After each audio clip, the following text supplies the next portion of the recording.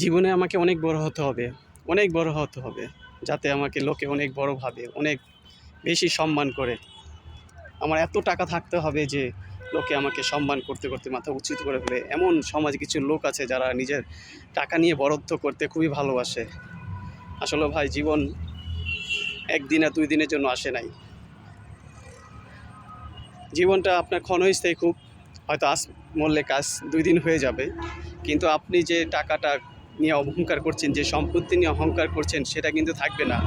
কিন্তু আপনার যে কথাবার্তাগুলো সেটা মানুষের মুখে, মানুষের কাছে, মানুষের মনে আজীবন রয়ে যাবে। তাই জীবনে টাকা কামান, কোনো প্রবলেম নাই। সম্পত্তি কামান লাখো, লাখো, কোটি, কোটি সম্পত্তির হাজার কোটি টাকার মালিক হয়ে যান। কোনো কিছু করার নাই। আপনার সম্পত্তি আপনি যেভাবে খরচ করেন। কিন্তু সেটা যদি বৈধ পথে হালাল পথে হয় তাহলে জীবনে মরেও শান্তি পাবেন আপনি।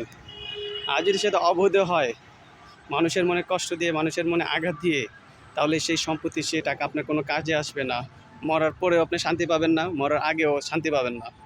তাই যেখানে টাকা উপার্জন করতেই হবে হালাল পথে উপার্জন করেন। টাকা নিয়ে গর্ব করে কোনো লাভ নাই। টাকা আমারও দরকার, আপনারও দরকার, সবার দরকার। যার কাছে যত পরিমাণ সম্পত্তি আছে শুকর আলহামদুলিল্লাহ বলে জীবন কাটিয়ে দেন। জীবনটা আসলে অনেক সুন্দর। সবাইকে মিলেমিশে নিয়ে চলুন। টাকার অহংকার, সম্পত্তির অহংকার বেশ কিছুদিন থাকবে না। টাকা আমার এমনও হতে পারে যে টাকা আপনার থেকে আরেকজনের অনেক বেশি আসে। সে কিন্তু আপনার থেকে বেশি অহংকার করতে পারে। কিন্তু একটা কথা আছে না, অল্প বিদ্যা বহন করি। সেটার মধ্যে যদি আপনার মধ্যে হয়ে যায় তাহলে আপনার সেই সম্পত্তি বৃথা হয়ে যাবে। দুনিয়াতে হয়তো আপনাকে অনেক সম্মান করবে, সম্মান চোখে দেখবে। কিন্তু মরার পর একদিন দেখবেন আপনাকে কেউই দাম দিচ্ছে না। কারণ কি জানেন? আপনার সম্পত্তিকে ভালোবেসেছে, আপনাকে নয়।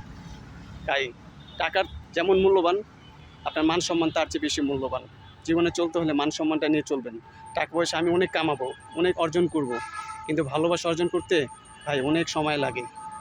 আবার নষ্ট করতে ১ সেকেন্ডও সময় লাগবে না। তো নিজেকে ভালোভাবে পরিবর্তন করুন। টাকা কামান কোনো প্রবলেম নাই। আমার অনেক টাকা আছে, এই জন্য কি আমাকে অহংকার করতে হবে টাকা নিয়ে? সেটা ঠিক না।